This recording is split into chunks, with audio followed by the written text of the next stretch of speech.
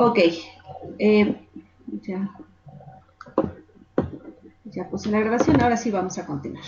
Déjenme cargar la presentación otra vez.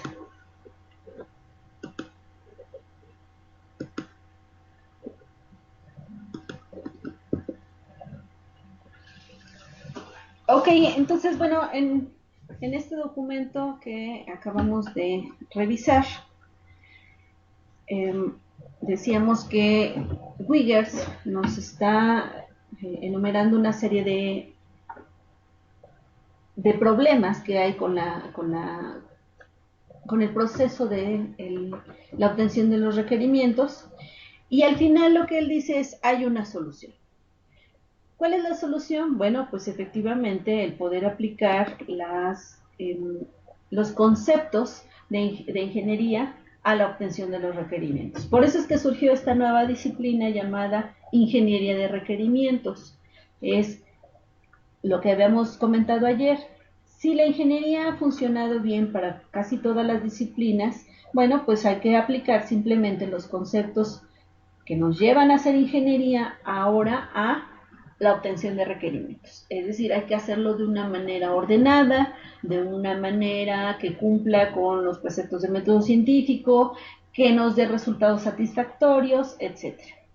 ¿Okay? Entonces, por eso decía, de ahí surge este concepto de la ingeniería de requerimientos. Entonces, bueno, lo que tenemos en la pantalla, en la presentación, dice, el diseño y construcción de software de computadoras es difícil, creativo, y alguien dice sencillamente divertido. Yo espero que todos nos divertamos cuando hacemos desarrollo de software. Sabemos que la programación sí es divertida, lo que es la codificación más que nada, sí es divertida. Pero si en todos los demás aspectos no nos divertimos, pues entonces tenemos un problema. Entonces sí deberíamos de alguna manera, claro, tampoco todo es diversión, ¿verdad? Pero sí deberíamos de alguna manera tener un cierto componente de diversión. Entonces, pues si estamos en este negocio, pues nos debe de gustar el negocio. Entonces, afortunadamente bueno, lo hacemos y además nos pagan por él, ¿no? Entonces, bueno, alguien lo dice de esa manera, es divertido. Dice además, en realidad elaborar software es tan atractivo que muchos desarrolladores de software quieren ir directo a él antes de haber tenido un entendimiento claro de lo que se necesita. Eso es lo que hemos dicho. Efectivamente, a muchos nos gusta la programación. Si no recuerden cuando hicieron su primer programa, y les salió, y compiló y se ejecutó bien.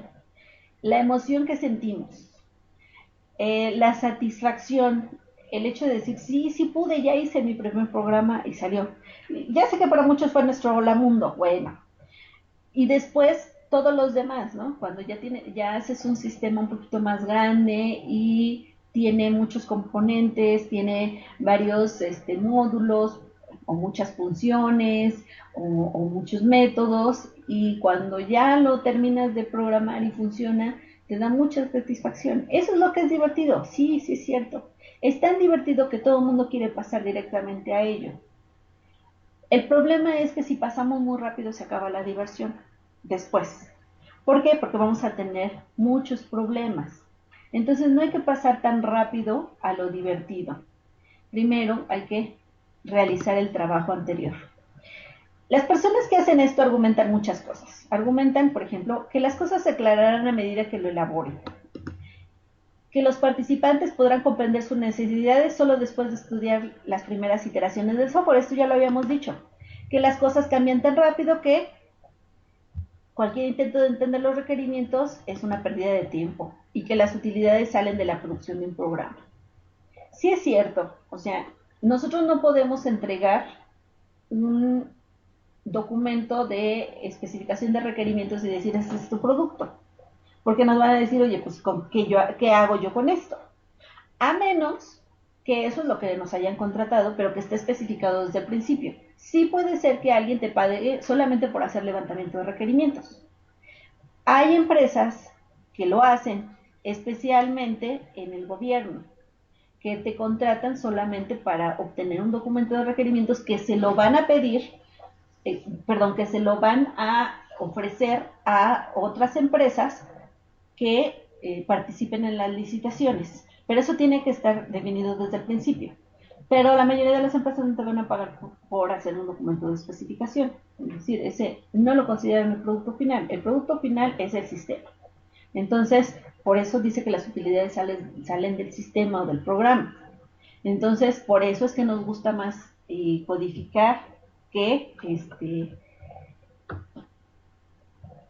que hacer todo lo demás. Pero es muy importante hacer todo lo demás. Entonces, bueno, esto es el preámbulo. Y esta última es algo que, bueno, no sé si a ustedes les pasó, a mí sí me decían mis profesores. Primero que funcione y todo lo demás, ya, es así como que ganancia.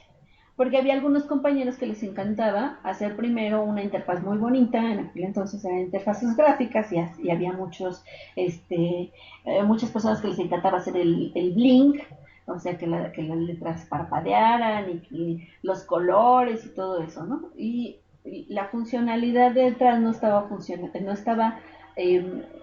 trabajando como debería ser. Entonces, bueno, a mí sí me decían primero que funcione, que haga lo que tiene que hacer y luego ya lo adornas como quieras. Entonces, bueno, nos enfocamos mucho a eso. La funcionalidad sí es muy importante, pero hay varios tipos de funcionalidad. También lo vamos a ir viendo. Entonces, lo que hace que estos argumentos sean tan seductores es que tienen algunos elementos de verdad. Sí, de alguna manera es cierto, pero no es completamente o del todo cierto. Sí necesitamos hacer el proceso anterior. Todos son erróneos y pueden llevar al proyecto de software al fracaso si lo seguimos al pie de la letra. ¿Okay? Entonces, bueno, decíamos, hay algo que nos puede ayudar en este aspecto, que es la ingeniería de requerimientos. Aquí tenemos una definición de la ingeniería de requerimientos. El espectro amplio de tareas y técnicas que lleva a entender los requerimientos se denomina ingeniería de requerimientos.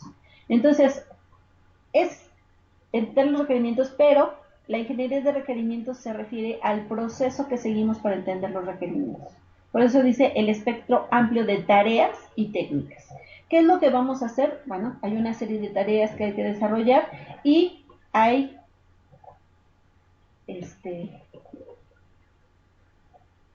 perdón, es que ok, sí, es que leí algunos mensajes de que si ya había empezado la clase y pensé que eran de ahorita, pero no.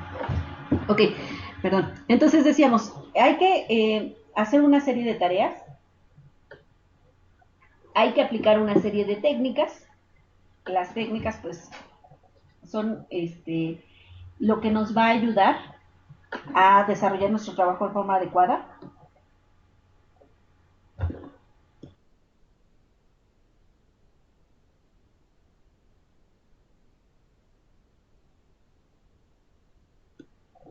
Perdón.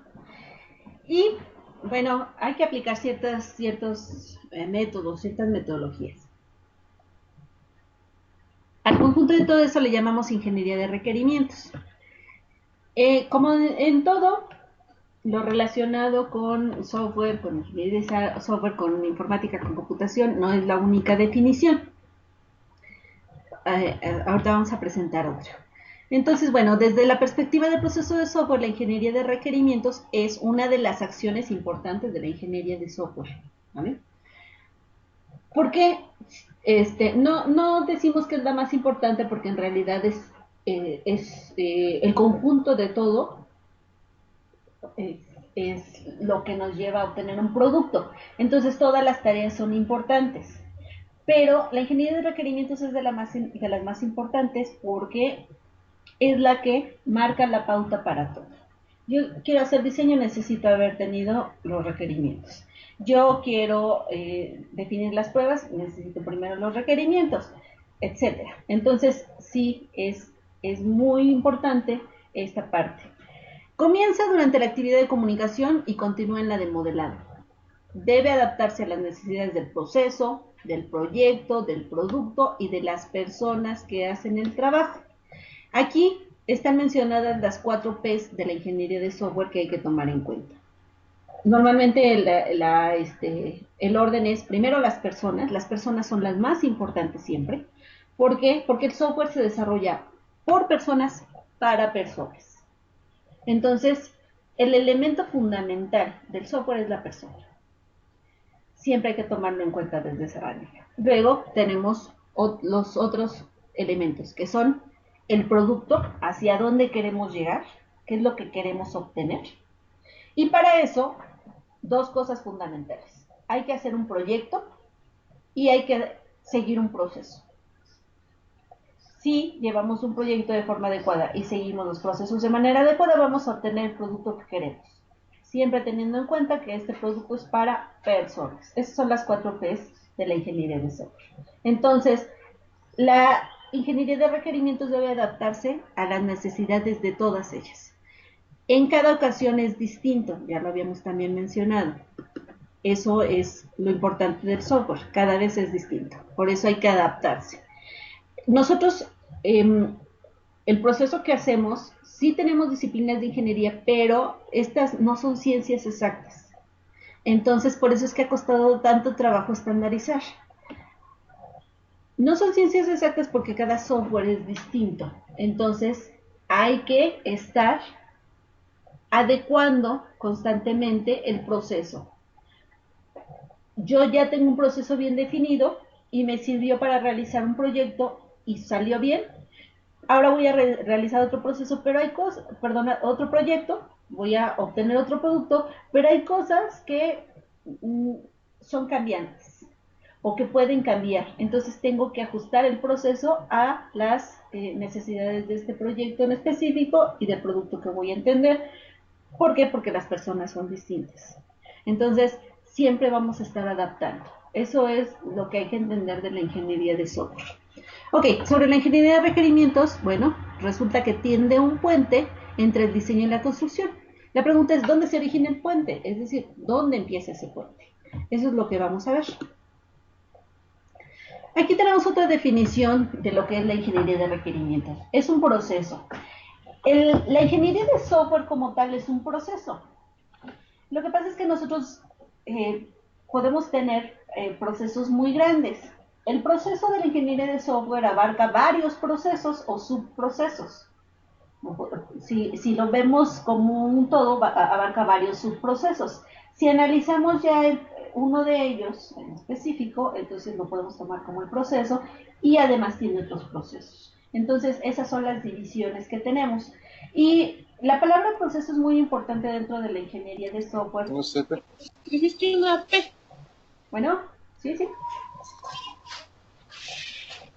¿Sí?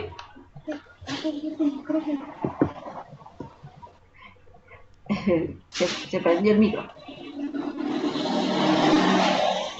No sé, alguien encendió su micro.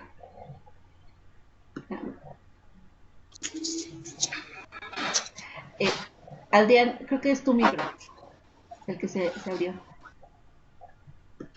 Ok. Ok. Sí, no hay problema. Bueno, no se preocupen. Está bien. Siempre ocurren accidentes. Eso pasa. Bueno, entonces les decía que la palabra proceso es muy importante dentro de la ingeniería de software. Casi todo lo que nosotros realizamos, nuestras tareas, se dividen en procesos. Entonces es muy importante manejar esta palabra, ¿no? Como proceso. Y la vamos a estar escuchando mucho más adelante en otras materias, por ejemplo, en la materia de cuando se ven las metodologías, bueno, todo es un proceso. Cuando se ve CMMI, por ejemplo, todo es un proceso. Entonces es la manera en que una empresa de desarrollo de software hace el proceso de mejoramiento es, bueno, primero tiene que apegarse a ciertos procesos y luego mejorar esos procesos, ¿no? Entonces es muy común escuchar esta parte. Entonces, bueno, la definición dice es un proceso de descubrir, analizar, documentar y verificar servicios y restricciones del proyecto. Entonces, son muchos verbos, ¿no? Eso quiere decir que es no te preocupes, Adrián. Esto quiere decir que no lo podemos ver como un todo, sino que lo tenemos que dividir en partes. El proceso se tiene que dividir en partes. La parte de descubrir, la parte de analizar, la parte de documentar, la parte de verificar, todo ello. ¿Qué es lo que vamos a hacer? Pues, ¿a qué se refiere? A los servicios y a las restricciones del proyecto. Entonces, bueno, estas son unas preguntas que me gusta incluir en las presentaciones, me parece muy adecuada. Les decía, he estado hablando mucho de Roger Pressman, él escribió un libro que se llama Ingeniería de Software, va en la 7ª edición, y estas preguntas son tomadas de ahí. Y él cada que va a iniciar un capítulo o un tema, hace 6 preguntas fundamentales y las contesta. Entonces, estas son las preguntas que hace y contesta sobre la ingeniería de requerimientos. La primera dice, ¿qué es? Y dice así, antes de comenzar cualquier trabajo técnico, es una buena idea aplicar un conjunto de tareas de ingeniería de requerimientos. Estas tareas llevarán a la comprensión de cuál será el efecto que tendrá el software en el negocio. Eso es muy importante. Los requerimientos, lo que nosotros tenemos que entender de los requerimientos, y eso lo vamos a ir entendiendo poco a poco, es no solamente la parte funcional, perdón, del sistema, no solamente la parte funcional, es decir, cómo va a funcionar el sistema. Primero tenemos que, antes de entender el sistema, debemos de verlo como una caja negra y entender su contexto, que es el contexto del negocio. Entonces, por eso dice que el efecto que tendrá el software en el negocio, antes de todo, es ver eso. Porque el negocio, la empresa, la institución, la organización necesita ese software como tal. Luego, ¿qué es lo que quiere el cliente y cómo interactuarán los usuarios finales con el software? Entonces ahí ya tenemos 3 partes. Cuestiones de negocio, cuestiones de cliente y cuestiones del usuario. Ahorita lo vamos a ir viendo un poco. Siguiente punto, ¿quién lo hace? Pues normalmente son los ingenieros de software. Les decía que esto ya se ha vuelto una especialización, ahora ya hay algo que se llama ingeniero de requerimientos. No hay todavía una, digamos, formación universitaria o académica que te dé un título de ingeniero de requerimientos, como ocurre en las especialidades de medicina, que después de que terminas la carrera, haces tu especialidad, pero es estudiar más tiempo. Aquí en realidad los títulos se van obteniendo con la práctica. Entonces, cada empresa o cada organización que desarrolla software define los roles de sus empleados o de sus colaboradores, de acuerdo a sus necesidades, genera una estructura específica y bueno, hay alguien que se llama el ingeniero de requerimientos. Pero yo creo que aquí más importante que el título es hacerlo. Para que nos podamos llamar ingeniero de requerimientos, lo más importante es que hagamos ingeniería de requerimientos. Es decir, no nada más levantemos requerimientos, sino hagamos ingeniería de requerimientos. Para eso necesitamos saber qué implica la ingeniería de requerimientos, que es lo que vamos a ver a continuación. Y la idea es que lo apliquemos. Si nosotros aplicamos eso, entonces ya podemos decir, yo soy un ingeniero de requerimientos. Tal vez nadie nos va a dar un título universitario, pero nos lo podemos dar nosotros mismos y eso es lo más importante. Entonces, bueno, aquí dice que los ingenieros de software, que también se les llama ingenieros de sistemas o analistas, estos ya son conceptos que están cambiando, ¿vale? Ya van migrando a ingenieros de requerimientos y todos los demás participantes del proyecto también lo hace. ¿Eso qué quiere decir? Los gerentes, los clientes y los usuarios intervienen en la ingeniería de requerimientos. No quiere decir que hagan directamente el software, no quiere decir que participen directamente, pero sí intervienen. Y es muy importante que intervengan en la ingeniería de requerimientos, por eso hay que involucrarlo. Todos deben estar involucrados. Es fundamental. ¿Por qué es importante hacer ingeniería de requerimientos?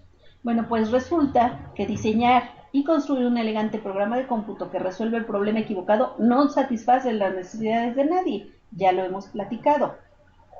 El programa podrá estar muy bien, el sistema podrá estar muy bien, hacer cosas padres, conectarse con otros sistemas, etcétera, etcétera. Pero si no resuelve las necesidades del cliente, pues vamos a tener que cambiar de cliente. Entonces ahí haríamos el proceso distinto, ¿no? No es construye un sistema para un cliente, sino me busco un cliente para un sistema. Eso de repente es lo que hacemos con el software comercial. Entonces, bueno, eso también es válido, ¿no? Nada más que aquí se habla mucho de cuando tenemos un cliente y él es el que nos está dando los requerimientos. Cuando hacemos software comercial no tenemos un cliente en específico, sino que está enfocado a un sector que nosotros definimos. A lo mejor yo voy a hacer un software, como ahora que se dan mucho las aplicaciones para los teléfonos inteligentes, bueno, ¿a qué sector de la población está enfocado? Bueno, pues a lo mejor a jóvenes de entre 14 y 25 años de edad. Y bueno, entonces hago una encuesta, les pregunto ciertas preferencias, etcétera, etcétera, pero finalmente quién decide o quién da todos los requerimientos es la misma empresa. Es decir, dentro de la empresa se define exactamente cómo va a ser cómo va a ser el sistema. De todo modo se tiene que hacer levantamiento de requerimientos, pero es distinto, porque ahí participa la gente de la empresa y ahí sí se puede ir construyendo poco a poco y agregándole algunas funcionalidades. Distinto de cuando el cliente es el que nos da toda la funcionalidad. Entonces, bueno, la idea es que satisfaga las necesidades del cliente. Y bueno, ahí también es diferente porque la aplicación, no, cuando se desarrolla una aplicación o un software comercial, el éxito se ve hasta que se lanza al mercado y se ve que tanta gente lo compra, ¿no? Aquí no, pues el éxito lo podemos ir viendo desde que se hace levantamiento de requerimientos. Si se hace una revisión con el cliente y el cliente dice, sí, esto es lo que quiero, bueno, ya de ahí empezamos a tener cierto grado de éxito. ¿Okay? Entonces, bueno, nada más hay que distinguir estas dos partes. Bueno, dice sí, por eso es importante entender lo que el cliente desea antes de empezar a diseñar y construir un sistema basado en computadora. Antes de empezar a diseñar y a construir qué es lo que el cliente desea. Siguiente pregunta, ¿cuáles son los pasos? No, estos no son todos los pasos, los vamos a ver después. Estos son los pasos que dice Pressman. Dice, la ingeniería de requerimientos comienza con la concepción, tarea que define el alcance y la naturaleza del problema que se va a resolver. Esto es muy importante. ¿Cuándo empieza el ciclo de vida del desarrollo del software? Porque pues, todo tiene un ciclo de vida. Y entonces realmente el ciclo de vida del desarrollo del software, igual que el ciclo de vida de los humanos, empieza en la concepción, en el momento de la concepción. ¿Cuándo es el momento de la concepción de un software? Cuando a alguien se le ocurre. Ahí empieza. Una persona piensa, tengo un problema y se puede resolver con un software. A lo mejor todavía no tiene la idea de cómo se va a hacer eso, el software, qué características va a tener, etcétera, etcétera, pero sí tiene la idea de que va a ser un software. Ese es el momento de la concepción. Después vienen otros momentos en que va madurando la idea, la traduce a lo mejor en papel o la comunica a una serie de personas para ver con quién puede trabajar y quién le puede desarrollar ese software, etcétera. Y entonces ya viene todo el proceso de desarrollo de software en el que se da una relación comercial y demás. Pero el momento del ciclo de vida inicia desde ahí. ¿Y hasta dónde termina? Hasta que el software se retira.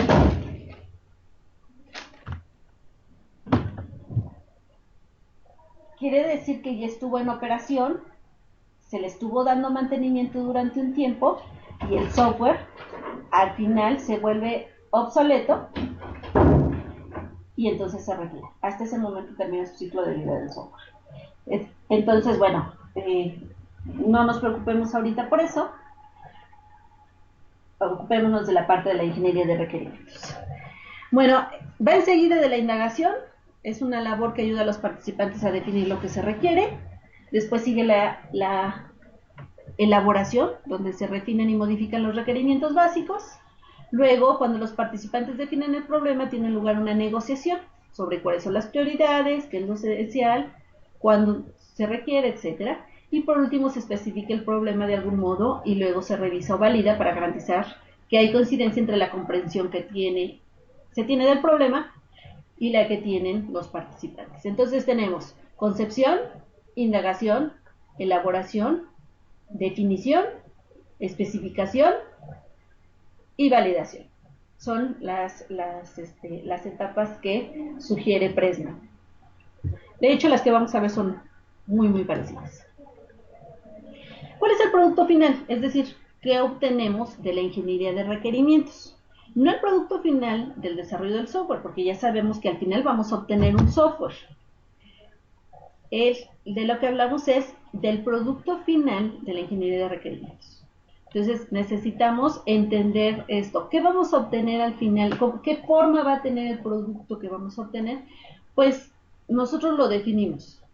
Puede tener una forma de un documento de texto, puede tener una forma de un prototipo, etcétera. Eso lo vamos a ir viendo. Pero lo que debemos entender es que el objetivo es proporcionar a todas las partes un entendimiento escrito del problema.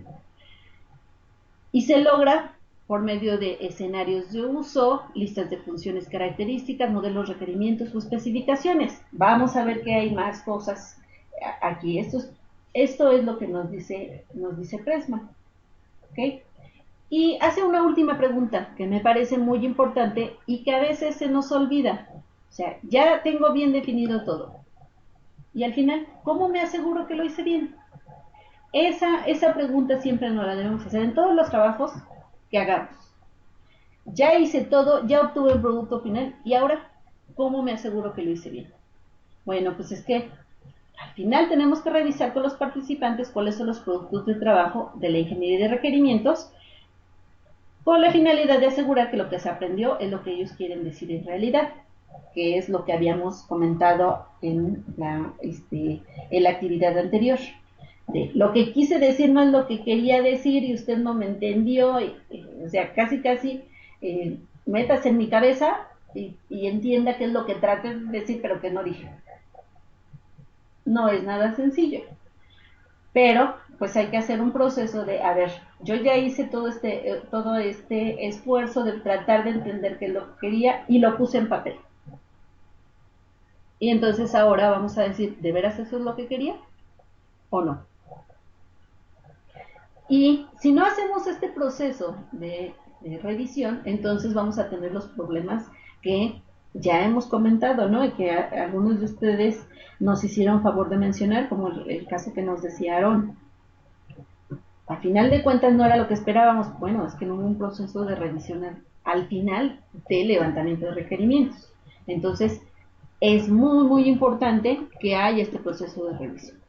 Ok, esas son las 6 preguntas que hace Pressman sobre sobre la ingeniería de requerimientos. ¿Qué es? ¿Quién lo hace? ¿Cuáles son los pasos? ¿Cuál es el producto final? ¿Cómo me aseguro que lo hice bien? Etc. ¿Y por qué es importante? Exactamente. ¿Cuáles son los pasos? Exactamente.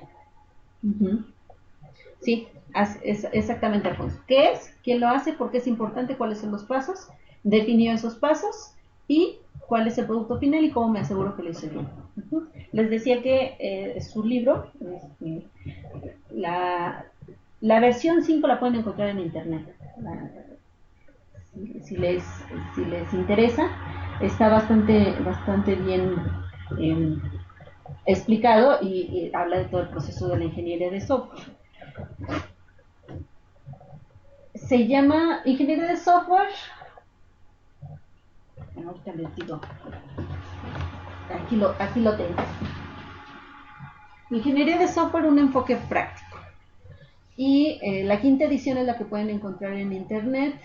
Si la buscan en PDF, seguramente la encuentran. Ya ven la séptima edición y la editorial es de la versión en español es la de McGraw-Hill.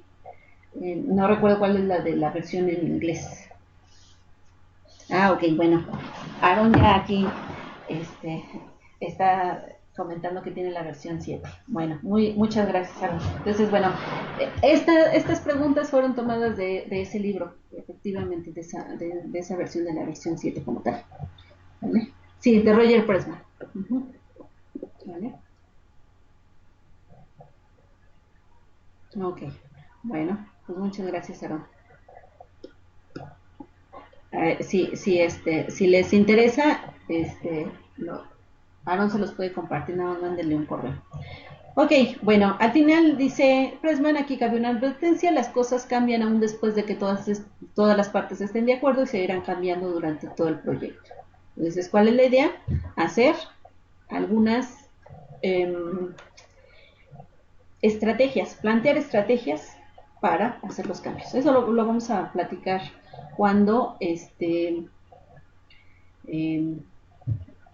hablemos de esta parte de los cambios en el segundo tema.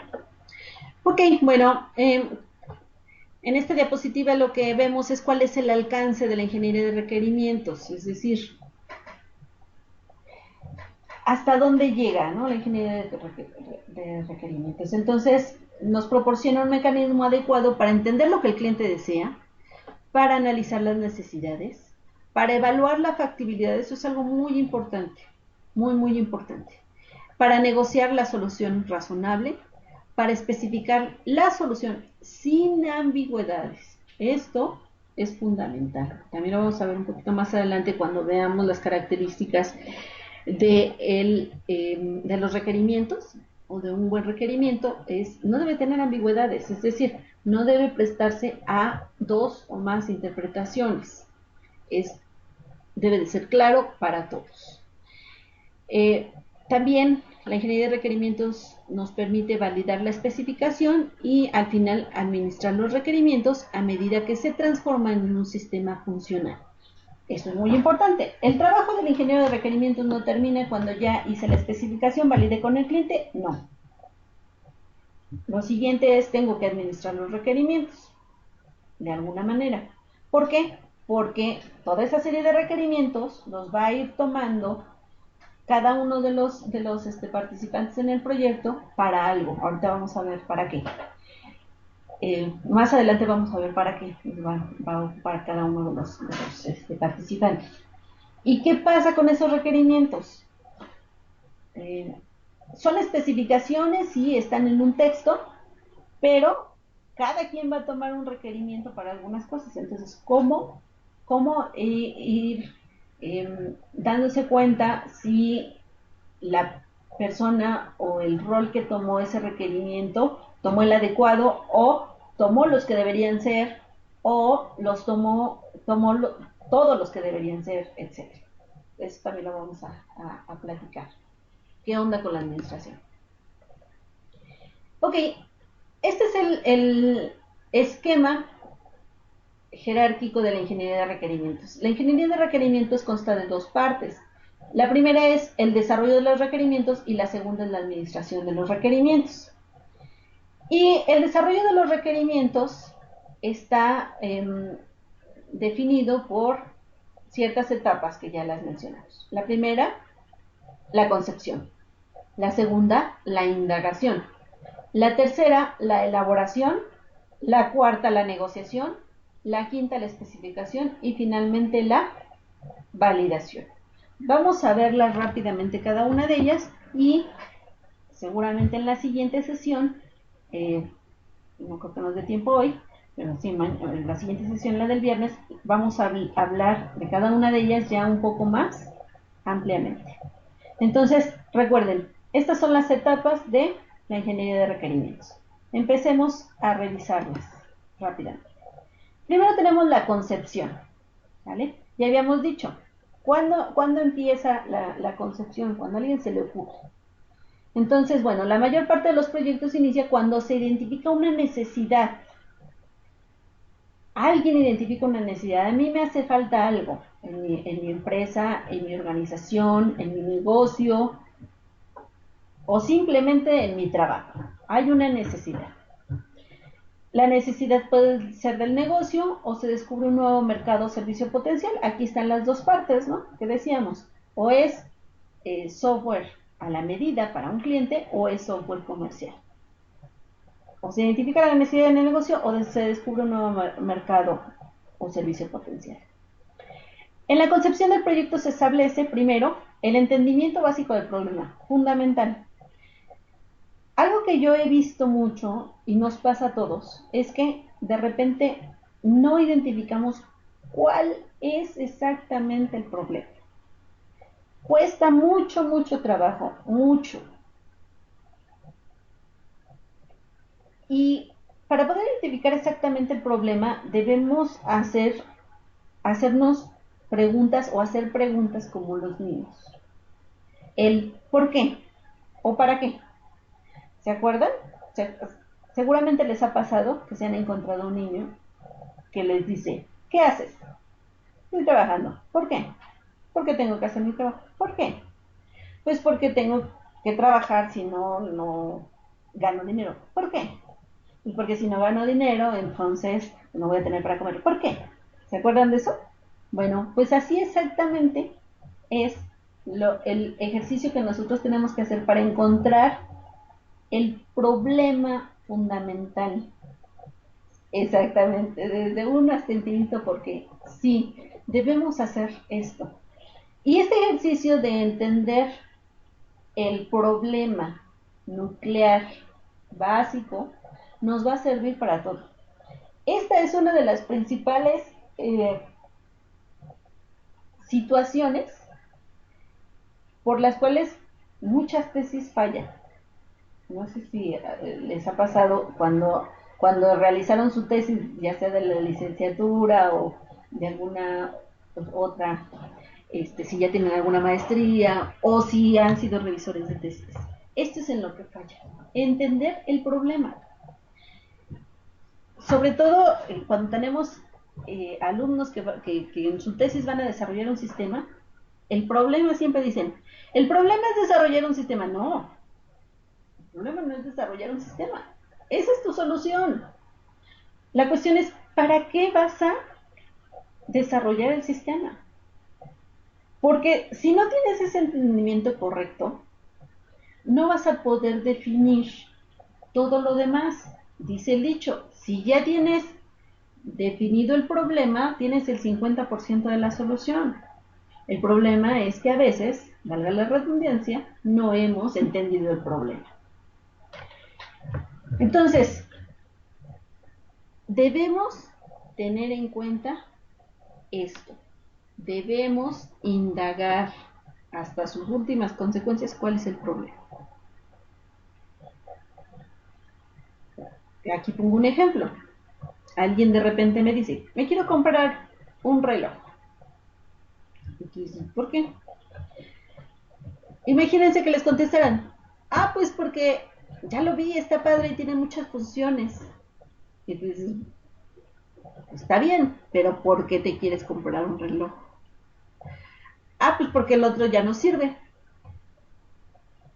Ok, pero todavía ese no es el problema. O sea, no hemos llegado a la raíz del problema. Ok, ¿y qué con que el otro no sirva? Bueno, es que pues no me he podido levantar temprano. Ok. Ahí ya empezamos a llegar a la raíz del problema. No te has levantado temprano. ¿Y qué con que no te hayas levantado temprano? He estado llegando tarde al trabajo. Ok. Tu problema es que has estado ya llegando tarde al trabajo y entonces necesitas un reloj que te despierte porque tú solito no te despiertas. No te despiertas, perdón. Y entonces sí necesitas un reloj. Pero el comprar el reloj no es el problema. Desarrollar el sistema no es el problema. Entonces tenemos que llegar a la raíz fundamental, nuclear del problema. Haciendo este ejercicio de por qué, para qué, por qué, etc. ¿Qué más debemos establecer? ¿Qué personas son las que quieren una solución? A lo mejor nada más es una persona. De veras se ha dado muchos casos de que es capricho de una sola persona el desarrollo del software y a otras personas no les funciona. Entonces debemos entender a quién va a beneficiar y además quién está de acuerdo. A lo mejor hay varias personas a las que va a beneficiar pero no están de acuerdo. Bueno, pero si nosotros les decimos que les va a beneficiar y además les demostramos que les va a beneficiar, van a estar de acuerdo después. Por eso es muy importante definir esto. Luego, debemos definir también la naturaleza de la solución que se desee. Se han dado también muchos casos en los cuales ni siquiera es necesario un nuevo sistema. A lo mejor ya tienen un sistema y lo quieren mejorar. pero a veces ni siquiera es necesario eso. También se ha dado el caso que el problema no lo va a resolver un sistema. Por eso es que hay que entender bien cómo funciona la empresa desde adentro. ¿Qué significa esto? Hay ocasiones en que sus procesos de realización del trabajo no están correctos. Se está perdiendo mucho el tiempo en alguna parte. Entonces, se va a hacer un sistema que haga perfectamente bien el proceso que está mal. ¿Me explico? Lo único que se va a hacer es trasladar el problema a otra plataforma. Por ejemplo, hace tiempo aquí en la Secretaría de Comunicaciones y Transportes, cuando se expedían licencias, a mí me tocó, cuando saqué mi primera licencia, había 10 pasos. Entonces, era una oficina enorme, enorme. Obviamente iba mucha gente. Y entonces, para organizar su trabajo, en mostradores, arriba de los mostradores, tenían unos numerotes grandotes, del 1 al 10. Y entonces eso lo hacían para que pues la gente se diera cuenta cuál era el siguiente mostrador al que tenían que ir. Entonces había que seguir del paso 1 al 10. Entonces, siempre entraba uno ahí y salía uno 3 o 4 horas después. Obviamente mejoraron el proceso, pero eso no se dio porque pusieron un sistema de información.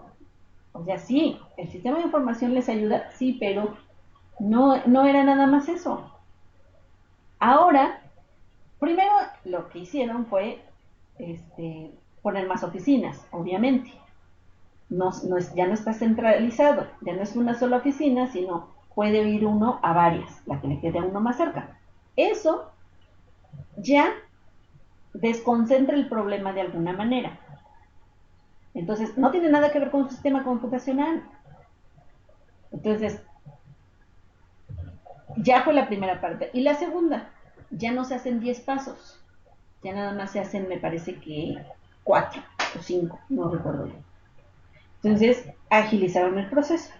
Puede ser que un sistema computacional les haya agilizado ciertos procesos, porque ahora ya no hay una persona que te revise tus papeles, sino, bueno, en la computadora ya están, ¿no? Definidos ahí algunos documentos. Entonces eso sí agiliza el proceso, pero realmente efectivamente en un kiosco digital se hace en un solo paso. Realmente son como dos, pero bueno, 2 o 3, pero bueno, agilizaron el proceso. Pero no tiene que ver con un sistema computacional. Entonces, eso también nosotros lo debemos de tomar en cuenta. Ok, ok, Alfonso.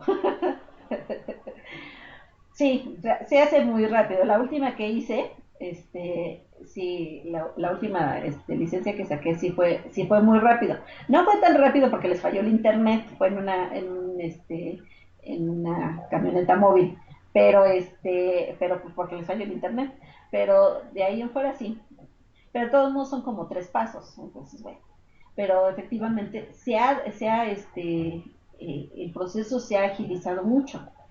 Por eso decía, no necesariamente tiene que ver con el sistema computacional. Hay cosas que se deben de optimizar desde antes para que cuando se trasladen al sistema computacional ya ayude, este, ya ayude a agilizar el proceso. Estoy leyendo lo que dicen aún y tienen mucha razón. Sí, es cierto, es muy poco ético sabiendo que se puede agilizar sin software, tratar de vender el software.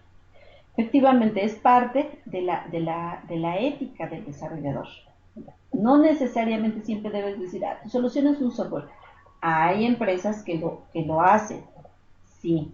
Hay consultores que lo hacen. Yo he conocido algunos que siempre te dicen, sí, con un sistema, yo te lo hago. Pero no necesariamente es eso. Y yo creo que es muy válido y además es valioso para los clientes el que tú le digas, no lo necesitas. La próxima vez que tengan un problema te van a llamar a ti, porque dicen, esta persona sí está entendiendo mis necesidades, no necesariamente quiere hacer negocio siempre, o sea, etcétera. Entonces, sí, es muy importante esto de entender la naturaleza de la solución. Otra parte dice, la eficacia de la comunicación y colaboración preliminares entre los participantes del equipo. Hay que establecer desde este momento esto. Hace un momento platicábamos esto en las participaciones de Rubén y de Yola. Yo conozco a una persona que tiene mucho tiempo trabajando en el área de requerimientos, de hecho hizo su tesis de doctorado en esto. Y bueno, pues es de las personas que pues, yo he conocido que más experiencia tiene. Y él dice algo, y a mí me pareció, desde que me lo comentó, muy interesante. Dice, yo a la primera entrevista, no, en la primera entrevista no levanto un solo requerimiento. Y dice, bueno, ¿cómo? Si a eso vas. Dice, no, yo voy a hablar con el cliente, le especifico claramente cómo trabajo, cuál es mi método de trabajar, qué espero de él como cliente, cómo se puede dar la relación entre los dos y le doy la opción de decidir si quiere trabajar conmigo o no. Si quiere trabajar conmigo, entonces le digo, llámame otra vez. Si no me llaman, no hay problema. Entonces, eso es lo que hay que definir también en el momento de la concepción. Y eso es algo que yo considero es muy valioso, hay que tenerlo en cuenta desde el principio. Es decir, ¿cómo vamos a trabajar? Antes de empezar a trabajar, decir cómo vamos a trabajar. Son los preliminares. Y recuerden, esto significa ya empezar a hacer ingeniería. ¿Ok? Deshacernos de algunas cosas que no nos han funcionado. A, como dice, desaprender, ¿no? Aprender a desaprender. Lo que ya tenemos bien aprendido, lo tenemos que desaprender para aprender cosas nuevas. Eso es muy importante.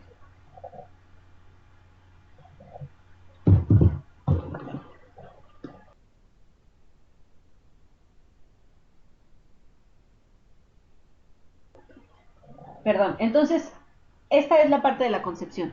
La siguiente etapa, la indagación. Vamos a hablar más ampliamente en la siguiente sesión sobre esta tarea de indagación. Parece simple, pero no lo es. Hay que considerar cuestiones de alcance, de entendimiento, de volatilidad. ¿Se acuerdan que ya lo habíamos comentado? Es uno de los problemas que tenemos en esta parte de la indagación. La forma de superar estos problemas es realizar la tarea de forma organizada. Entonces, debemos de tener una idea de cómo lo vamos a hacer. Y a veces no tenemos la idea. Es decir, no vamos preparados a la entrevista como deberíamos. Esto lo podemos ver, no sé si ustedes lo han notado, en algunas personas que entrevistan a personalidades. En cualquier programa, puede ser un noticiero, puede ser un programa de espectáculos, puede ser un programa cultural que entrevistan a intelectuales, etc. La persona que va a hacer la entrevista debe de ir preparada. Si no va preparada, entonces hace un ridículo espantoso. Aquí me encanta poner el ejemplo del teacher. No sé si ustedes vieron o se enteraron de la entrevista que le hizo a este actor famosísimo inglés. Sí, sí, ya le suena lo de Juárez del Rito. Ok, bueno. Exactamente, Juárez del Rito. Sí, sí saben de lo que hablo, ¿verdad? Bueno, pero no solamente eso, o sea, a lo mejor ahí le falló el chicharito, ¿no? O el apuntador, ¿no? No supiste, Carlos, bueno, te lo platico rápidamente, entrevistó que se me acaba de ir el nombre del actor que hizo El silencio de los inocentes, que además es muy famoso y es un actorazo. Pero bueno, se le fue el audio al traductor exactamente, eso fue lo que le pasó. ahorita me acuerdo de su nombre, pero por ahí sí me ayuda. Gracias, Anthony Hopkins. Entrevista a Anthony Hopkins, perdón, que estaba en México y que estaba promocionando una película que se llamó El Rito en español. Obviamente, pues, en inglés no se pronuncia igual. Y entonces empieza a hablar en inglés y Anthony Hopkins no le entendía nada. Y entonces se enojó. Y una de las preguntas que le hizo es por qué, o sea, le quería preguntar por qué el título de la película. Y entonces le dice, Juay de Rito. Y se volvió viral eso, Juay de Rito, ¿no? Y Anthony Hopkins le decía, what? Y decía que no entendía. Entonces hizo el oso fabuloso a nivel nacional. Pero no solamente eso, yo lo vi una vez entrevistar a Serrat. Y la verdad es que dice uno, ¿cómo es posible, no? Eh, Le pregunta a Joan Manuel Serrat, ¿quién es tu artista favorito, no? ¿Quién es tu cantante favorito? Y Serrat le dice el nombre de su cantante favorito. Y pues resulta que es un cantante francés. Pero no le dice el nombre, nada más le dice el apellido. Y esta persona le pregunta, ¿cómo? Y le vuelve a decir el apellido. Y él le vuelve a preguntar, ¿quién? Y le vuelve a decir el apellido. Y entonces se da cuenta que este señor no tiene idea de quién está hablando, y entonces le dice el nombre y el apellido. Aquí en Puebla, para los que son de Puebla, no sé si saben, hay una estación que es el 92.5 y hay un conductor de noticias que se llama Fernando Canales. Al día siguiente, habla por teléfono este conductor con Serrat y le dice, no solo le dice acerca de su artista favorito, le comenta acerca de cuáles son sus canciones y le pone un trozo de canción para que Serrat la escuche. ¿Qué significa esto? La persona se preparó para la entrevista. Entonces, imagínense, el oso que hace una persona que no está preparada para la entrevista. Tú vas a entrevistar a una persona y debes de saber cosas de esa persona. Entonces, ¿qué es lo que nos pasa a nosotros cuando hacemos el levantamiento de requerimientos?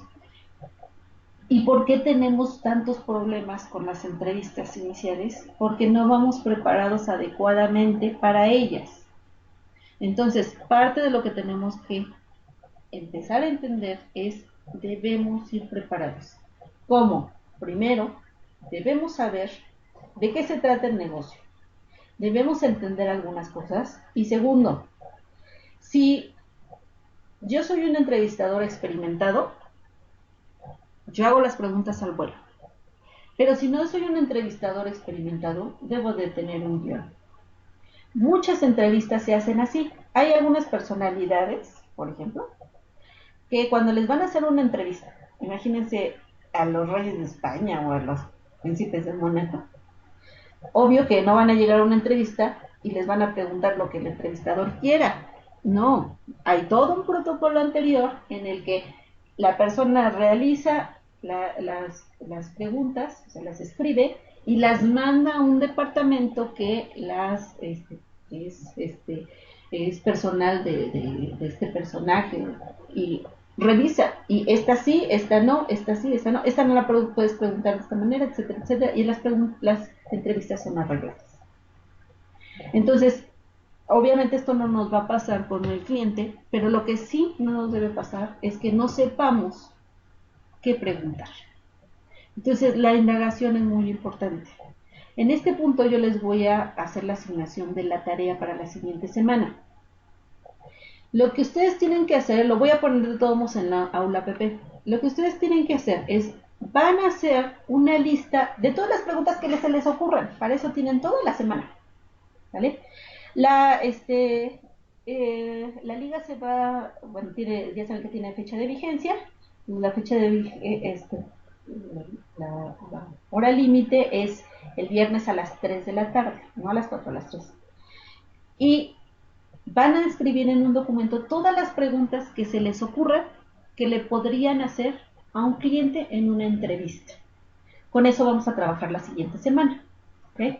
Entonces, todo lo que se les ocurra, todo. Con esto nos empezamos a preparar para una entrevista. ¿Okay? Ya no llegamos en frío, ¿no? Ya no es que a ver qué se nos ocurre en ese momento, no. Ya empezamos a tener una idea de qué es lo que vamos a preguntar, ¿vale? Entonces, bueno, ese es el siguiente punto. Veamos el siguiente punto. La elaboración. Una vez que se hace todo el proceso de levantamiento de los requerimientos, no te preocupes, Jesús.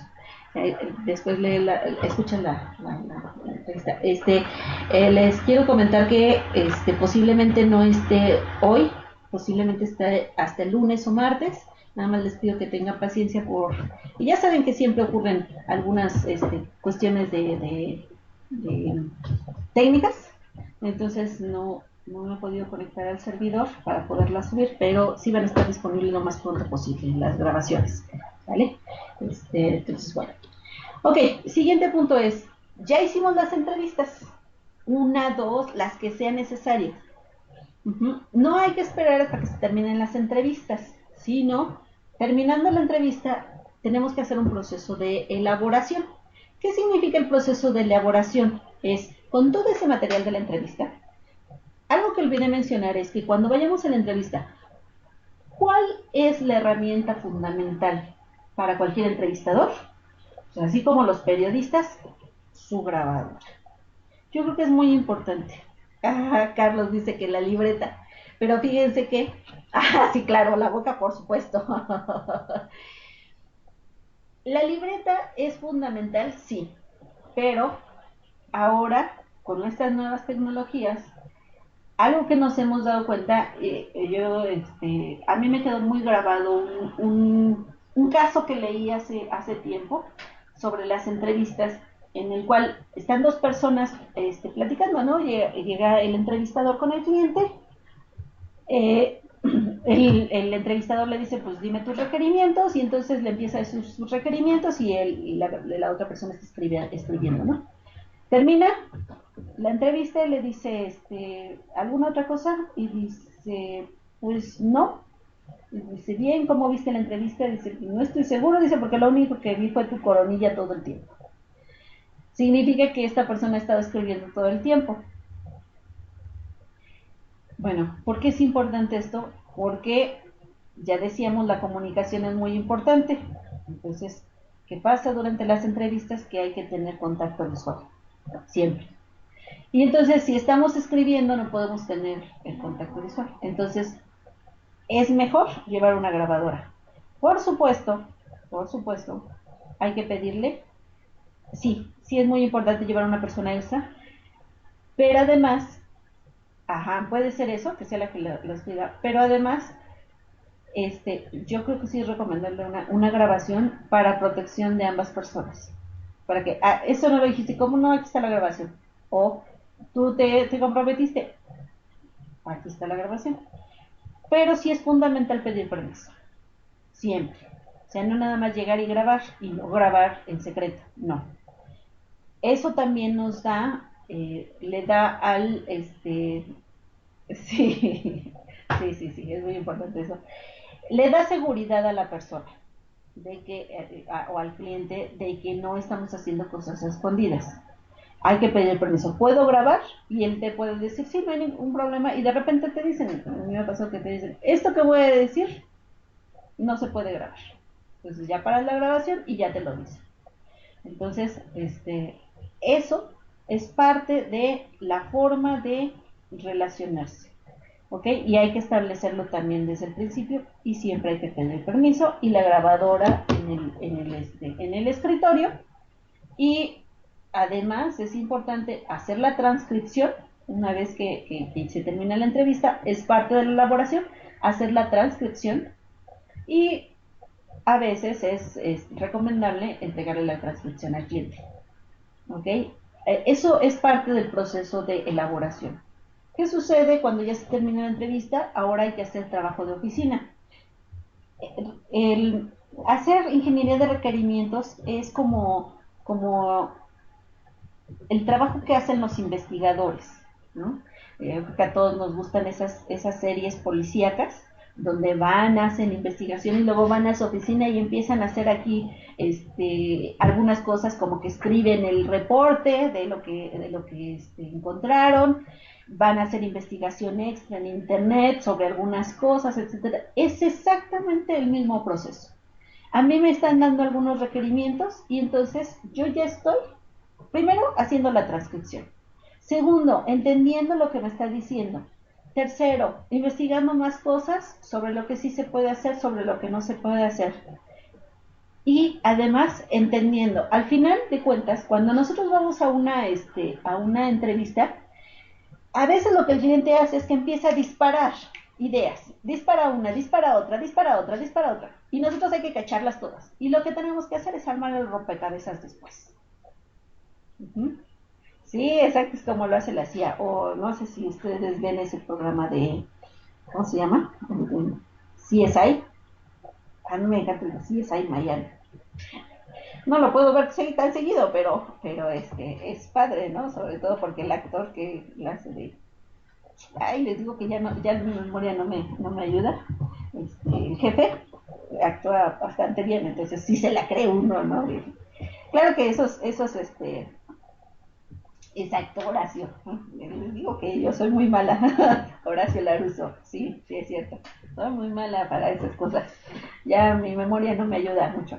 Pero pues, actúa bastante bien el señor y si uno se la cree que de veras resuelven el caso y toda la base de datos que tiene. Dice, yo quiero una base de datos así, ¿no? Bueno, a veces por eso tenemos problemas los desarrolladores de software, porque los clientes quieren cosas como las que pasan en las series de televisión, que pues sí se pueden utilizar, pero no es tan sencillo tenerlos, ¿no? Y efectivamente enseñan mucho sobre la indagación, lo que nos está diciendo Justino. Es cierto, eso es lo que nos tenemos que hacer nosotros sobre la indagación, es recopilamos cosas y luego las analizamos. El trabajo de elaboración es un trabajo en el cual hay que hacer mucha introspección. Hay que hacerlo en un ambiente tranquilo. Hay gente que lo que hace es que se encierra en su oficina y dice, a ver, voy a empezar a analizar. Realmente el trabajo de elaboración es el trabajo de análisis. Analizo lo que me están dando, junto las piezas, veo qué me hace falta, qué información no encaja, qué información está, ¿cómo se llama? De repente me dicen una cosa y de repente me dicen otra, se está contradiciendo. ¿Qué información es contradictoria de otra información? Entonces yo tengo que recabar toda esa serie de elementos. ¿Qué está bien? ¿Qué no está bien? ¿Qué está incompleto? ¿Qué me hace falta? Y a lo mejor seleccionar más preguntas para poder recabar la información que me hace falta. Hay ocasiones en que el cliente no me va a decir todo. Les decía, hay muchos tipos de clientes, los que hablan mucho y hay clientes los que no hablan nada, que hay que sacarle las palabras con tirabuzo. Entonces, hay que estar preparado para ambas cosas. ¿Cómo lo vamos obteniendo? Con la experiencia, platicando mucho con la gente, siendo muy observador, siendo muy analítico. Entonces tenemos que ir juntando las piezas. Entonces, en esta etapa de elaboración se expande y refina la información obtenida durante la concepción y la indagación. Luego hay que desarrollar un modelo refinado de los requerimientos que identifique distintos aspectos de la función del software, su comportamiento de información, y luego hay que crear escenarios. Es decir, desde este momento me estoy imaginando el escenario de uso. Cómo se va a usar este software, en qué casos se va a utilizar, etcétera, etcétera. Desde este momento me lo estoy imaginando. ¿Okay? Entonces,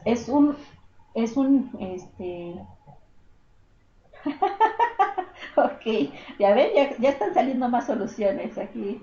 Dice Justina que los que no hablan mucho, pues eso resuelve con unas copas. Sí, cómo no. Muy bien. El siguiente punto es, hay que hacer una negociación. ¿Qué significa esto? Ya hablé con el cliente, ya me dio algunos aspectos, algunos puntos, y hay algunas cosas que no encajan. O a lo mejor hay algunas cosas que yo considero que no son necesarias. O hay algunos aspectos del software que considero que son muy difíciles de realizar y no van a proporcionar una buena relación costo-beneficio, etc. Entonces tengo que regresar con el cliente para hacer la negociación. La negociación tiene como objetivos reconciliar los conflictos y aquí nos plantean dos escenarios comunes. Los clientes quieren más de lo que puede lograrse dado lo limitado de los recursos, llámese tiempo, dinero, recursos humanos, recursos materiales, etcétera. O distintos clientes proponen requerimientos conflictivos. Eso también ocurre. Cuando nosotros hacemos una indagación con distintos eh, involucrados en el proyecto, pues obviamente, dice el dicho, cada quien quiere jalar agua a su molino, ¿no? Y entonces, de repente, ven al ingeniero de requerimientos como Santa Claus, y entonces le hacen la cartita de Navidad, de verdad, yo quiero que el sistema haga esto, lo otro, aquello, bla, bla, bla, bla, bla, bla, bla, bla. ¿Qué pasa cuando ya nos sentamos a hacer esta introspección y nos damos cuenta que uno está pidiendo una cosa y otro está pidiendo otra cosa? Pues tenemos que hacer ese proceso de negociación para poder reconciliar todos estos conflictos. Aquí está incluido un cartón de Dilbert. Espero que todo el mundo conozca a Dilbert. Es un programador precisamente y además las situaciones que planteas son muy del desarrollador, ¿no? Porque su jefe no tiene idea nunca de todo lo que implica el proceso de desarrollo, ¿no? Y entonces les está pidiendo siempre cosas que no son así como que muy factibles y habla mucho de cuestiones que se tienen, situaciones que se presentan en la oficina, en el desarrollo del proceso, etcétera, etcétera, ¿no?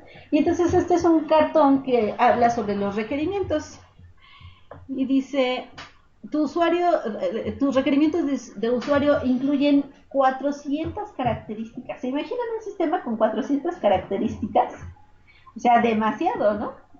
Y le dice, ¿te das cuenta que ningún humano puede ser capaz de usar un producto con este nivel de complejidad?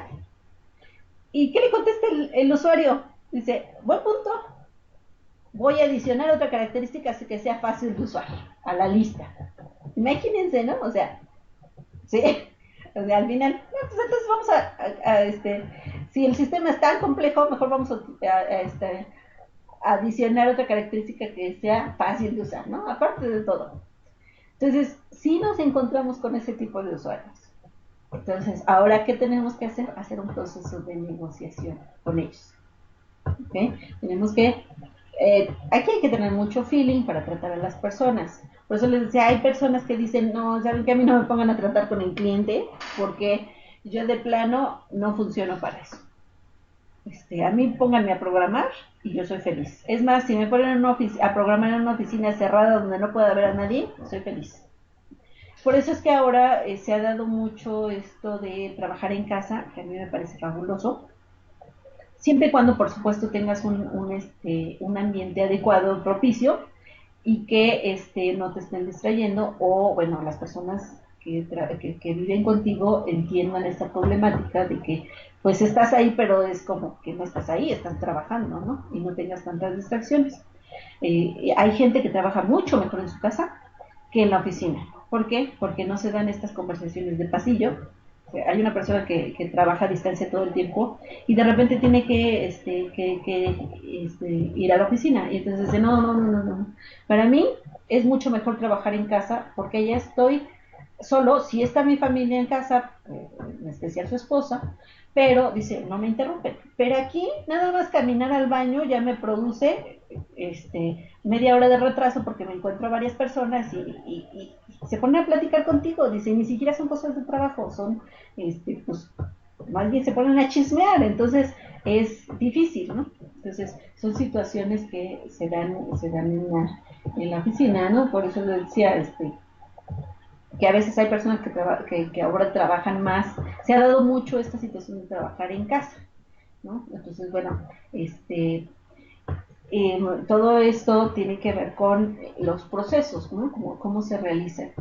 Por eso decía, este proceso de entendimiento, pues hay quienes prefieren hacerlo en casa, donde hay un ambiente que no, donde no lo interrumpa nadie, ¿no? Y bueno, después tenemos que hacer este proceso de negociación, de resolver los conflictos, de a ver, sentar a los dos usuarios y decir, a ver, tú estás pidiendo esto y tú estás pidiendo esto, ¿cómo reconciliamos? Entonces, de alguna manera tiene que ser el enlace, el ingeniero de requerimientos tiene que ser el enlace entre ellos dos. Además, tener que considerar los objetivos de la organización, que es el precepto fundamental de la administración, ¿no? De los 14 este, principios de Henry Fayol, pues uno de ellos es los objetivos de la organización deben de estar no, pero los objetivos personales deben de estar supeditados a los objetivos de la organización. Ok, sí, tú tienes tus objetivos claros, tú también. Estás pidiendo requerimientos que logren tus objetivos, pero, pues, ¿qué pasa, no? Si se están contraponiendo, bueno, pues también hay que ver si los dos cumplen con, o ayudan a lograr el objetivo de la organización o no. Y si no, bueno, entonces, ¿cómo, pues ni modo, ¿no? O sea, si tus objetivos no cumplen con los de la organización, pues lo siento, ¿no? Si sí cumplen y ambos todavía están en conflicto, bueno, hay que ver entonces cómo resolver este conflicto, pero no puedo hacer las dos cosas. Entonces, es muy importante este proceso de negociación.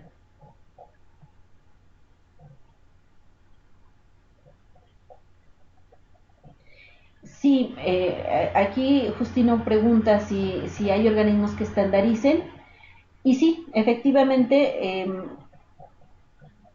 más que estandarizar, bueno, sí estandarizan y cada uno tiene una propuesta distinta. ¿Quiénes son los organismos que se han dedicado a esto? Hay varios. Los más conocidos, precisamente la IEEE, nosotros vamos a ver un documento que se les SRS, se llama, o el Software Requirements Specification, que te dice cómo recoger estos requerimientos. Ahora, ¿a qué te refieres con la estandarización de la ingeniería de requerimientos? Que se diga cómo se debe hacer, realmente no hay. O sea, esto que estamos viendo es lo que ¿cómo se llama? Los autores han propuesto y que se ha convertido en práctica común y que se ha definido como que efectivamente eso es lo que se debe hacer. Algo que yo considero siempre debemos hacer es hagámosle caso al sentido común. El sentido común juega un papel fundamental y yo creo que un ingeniero siempre le debe hacer caso a su sentido común. Lo que han estandarizado estos organismos son, sí, exactamente, buenas prácticas. La ingeniería de software se ha basado en buenas prácticas. Y entonces lo que han hecho estos organismos es decir cómo se deben hacer algunos aspectos. Por ejemplo, el desarrollo de software. La ISO tiene una norma que es la 12270 que te dice cómo se debe hacer todo el proceso de la ingeniería perdón, el desarrollo, y que está basado en tres eh, clasificaciones de elementos. Son 17 elementos que contempla, que son como tareas, pero están clasificados en tres categorías, que son los elementos de soporte, los elementos organizativos y los elementos de desarrollo. Y el desarrollo de software es uno de los 17 elementos, por ejemplo. La IEEE también ha desarrollado muchos estándares, pero para diferentes aspectos. O sea, tiene un estándar, por ejemplo, para cómo recoger requerimientos, cómo hacer un documento de especificación de requerimientos, cómo hacer un documento de diseño, cómo hacer un documento de arquitectura, cómo hacer un proceso de validación, cómo hacer pruebas, un documento de pruebas, pero muchos son pruebas, más que referirse al proceso es perdón, mucho es a los documentos, más que al proceso es a los documentos, a la especificación. Y también el CMMI, que también nos está comentando Alfonso, también se refiere a varias prácticas, está definido en áreas de proceso, se les llama. Son 22 áreas de proceso que contempla el CMMI, en la que habla de algunos aspectos involucrados con la ingeniería de requerimientos y sí, perdón, con la ingeniería de software. Y bueno, habla de muchas cosas y una de ellas es la de requerimientos. Entonces, pues es importante conocer a qué se refieren cada una de ellas. Sí, CMMI sí se basa más en procesos, por eso se llaman áreas de proceso, y lo decía, la IEEE se basa más en especificaciones, más que en proceso. Entonces, lo que podemos ir haciendo es complementando unos con otros. ITIL también nos dice cómo hacer algunas cosas. Aquí en México tenemos, por ejemplo, la norma mexicana que está basada en el CMMI, pero que está aplicada a empresas pequeñas y medianas, que es Moprosoft. Entonces, lo que hicieron como Microsoft es decir, bueno, CMMI se aplica para ciertos tipos de empresas, pero no se ajusta a las características fundamentales de las empresas mexicanas, entonces se desarrolló una norma mexicana. Entonces, que sí se refiere también a procesos. Entonces, sí hay varios estándares que pueden ayudar en eso. Y bueno, habría que revisarlos, ¿no? Pero sí, más que nada, todo se ha enfocado a buenas prácticas. Y mucho de lo que nosotros estudiamos tiene que ver con lo que Microsoft se llama la norma mexicana. Ajá, Microsoft. En realidad es MO y luego la P es mayúscula. Ajá, pero está bien, es la norma mexicana, ¿no? Entonces, sí, sí ha habido muchos esfuerzos, hay mucha investigación en este sentido y más que nada lo que ha hecho la comunidad de desarrollo es que ha ido conjuntando, ¿no? Y que eh, así como nosotros compartimos aquí a nivel micro, este, perdón, perdón por el ruido, se cerró una puerta. Así como nosotros compartimos a nivel micro, pues la comunidad lo comparte a nivel macro. Todo lo que las investigaciones que se hacen, ¿no? Entonces sí, más que nada son buenas prácticas. Por ejemplo, la programación extrema es buenas prácticas, ¿no? Buenas prácticas, lo que recopilaron fue 12 buenas prácticas de programación, ¿no? Y entonces ahora desarrollan una nueva metodología, pero realmente así ha sido porque no, les decía, no es una ciencia exacta, entonces no podemos tener un estándar de algo muy específico. Ese es uno de los problemas a los que nos hemos enfrentado, ¿no? Pero bueno, estas buenas prácticas han estado funcionando y se han desarrollado sistemas eh, y se han conducido proyectos bajo ellas y pues funciona, ¿no? Hay quien puede decir, a mí no funciona bien basarme en el estándar de la ISO o basarme en el estándar de CMMI o de Microsoft y les decía, se complementan, ¿no? Entonces eso es lo que vamos haciendo. Ok, bueno. ¿Cuál es el siguiente paso después de la negociación? Ahora ya lo pongo en papel. Todo lo que me dijiste, o sea, sí hacemos una parte de poner en papel mientras estamos haciendo la elaboración, pero ahora ya es el poner en papel en algo formal.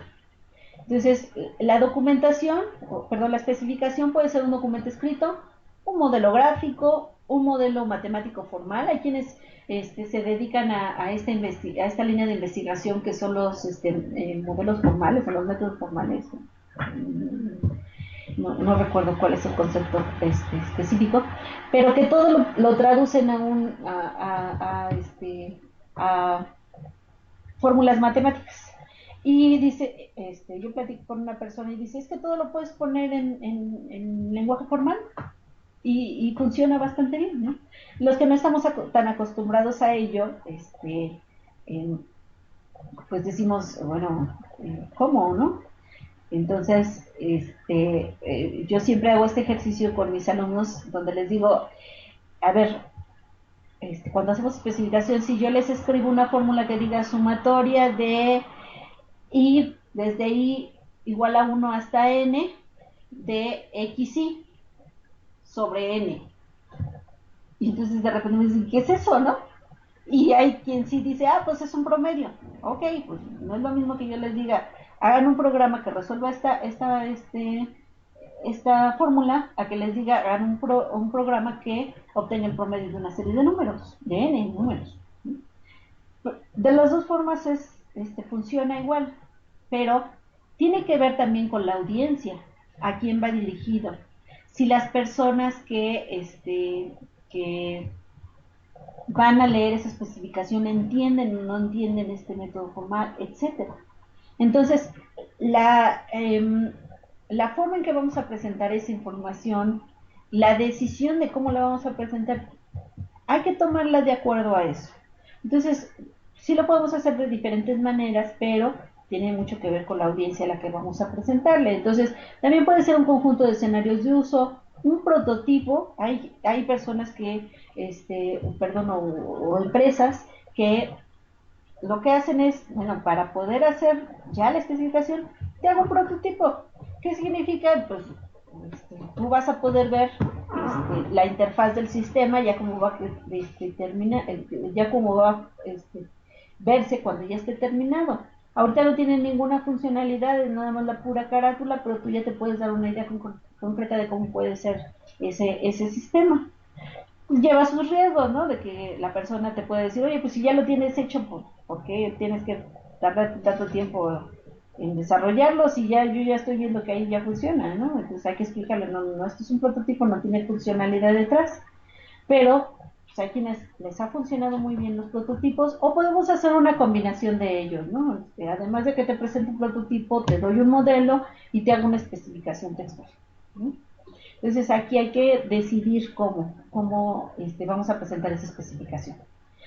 Para los sistemas grandes, el mejor de los enfoques es un documento escrito que combine descripciones en un lenguaje natural con modelos físicos. ¿Sí? Al final de cuentas lo que vamos a obtener es un documento de especificación. Ahora, debe de ser lo suficientemente detallado para que se entienda todos los requerimientos, y a veces lo que tenemos que hacer es un resumen para la persona que lo va a leer, porque si la persona que va a leer esto le presentamos un documento de 200 páginas, pues imagínense. Va a decir, no, pues cuando termino y cuando te puedo decir, cuando termino de leerlo y hasta cuándo quieres que te diga si esto es exactamente lo que quiero o no. Entonces, tiene que ser algo manejable, ¿no? Para productos o sistemas pequeños tal vez solo se requieren escenarios de uso. Entonces, estas son decisiones que debemos de tomar a lo largo de todo el proceso de la ingeniería de software. Lo que hacemos es tomar una serie de decisiones.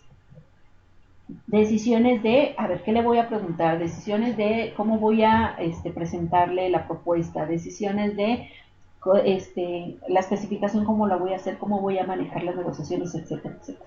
Entonces hay que irlo decidiendo. Una vez que ya tenemos la especificación, hay que hacer el proceso de validación, que es el cliente debe decidir si lo que estamos presentándole es o no lo adecuado, ¿no? Entonces, bueno, este proceso se hace a través de sentar al cliente, no hay de otra, el cliente tiene que estar en este proceso de validación y debe de darnos tiempo. Yo le preguntaba una vez a un grupo en el cual casi, de hecho todos eran de una misma empresa, entonces bueno, los ejemplos que poníamos estaban muy enfocados a lo que hacían en su empresa, ¿no? Y yo les preguntaba, bueno, ¿cuánto tiempo se tardan en hacer un levantamiento de requerimientos y una validación? Y me decían, pues más o menos es una sesión, para la validación, es una sesión para un módulo, dependiendo de cuántos módulos tenga el sistema. Entonces, pues imagínense, ¿no? Si tenemos 3 módulos, pues mínimo la validación debe de ser 3 sesiones. Si tenemos 10 módulos, pues 10 sesiones. Entonces, eso es importante que el cliente lo tenga en cuenta.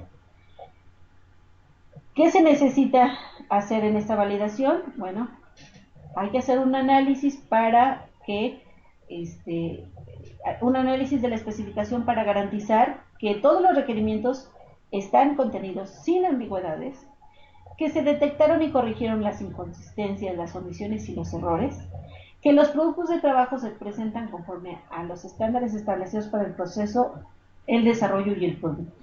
Es todo lo que tenemos que garantizar.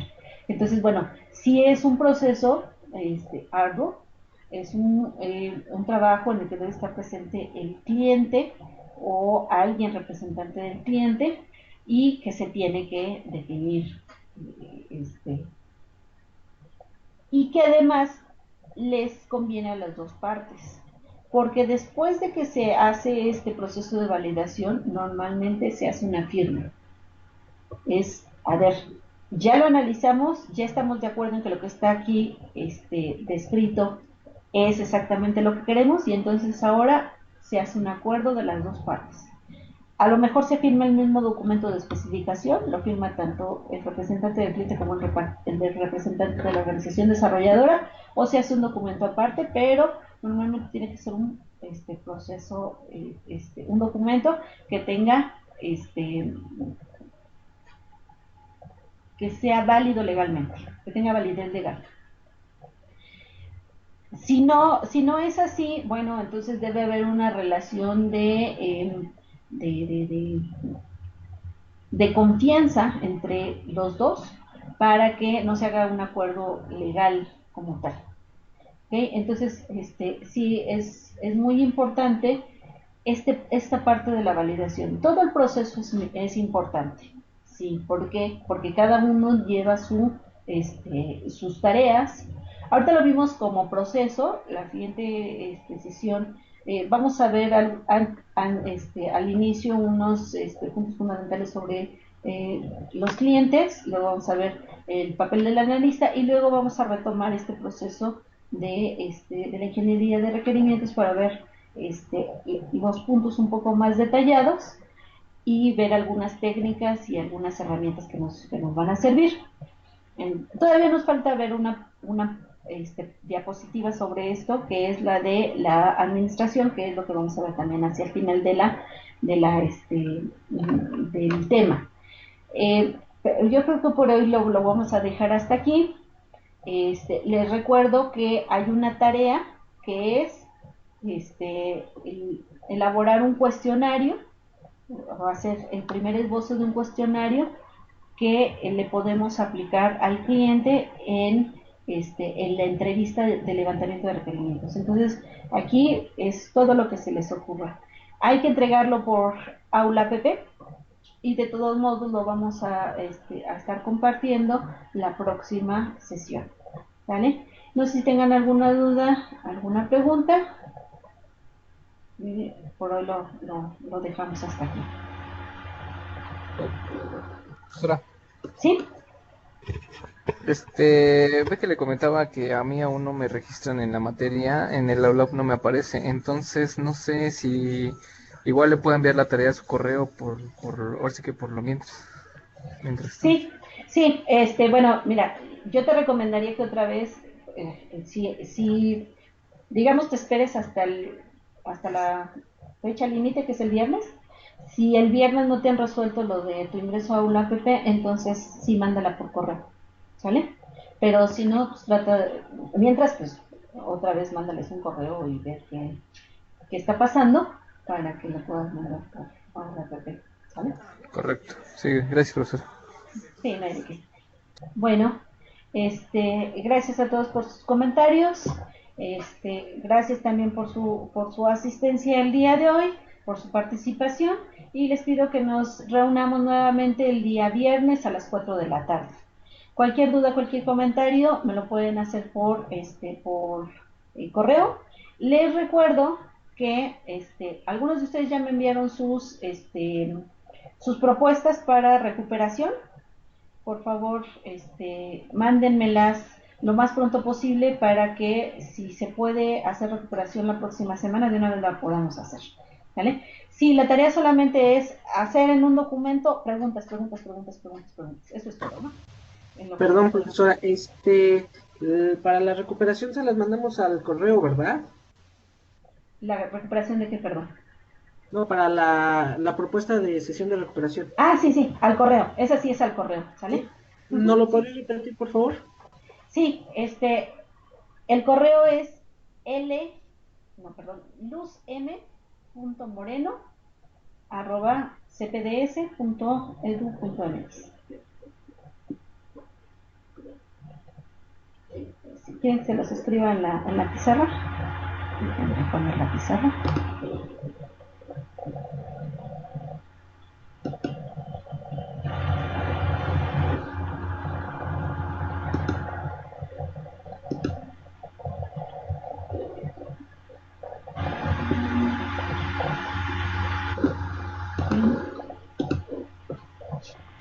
luzm.moreno.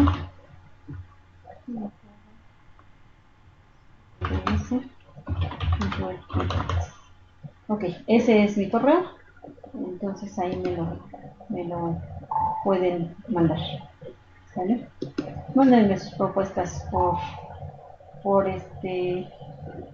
¿cómo se llama? Sí, exacto, por correo. Ok, bien. Pues gracias a todos. En este momento detengo la grabación. Les comenté que voy a tratar de que las grabaciones estén listas lo más pronto posible para que ya las puedan consultar. Gracias a todos. Nos escuchamos la próxima semana. Buenas tardes.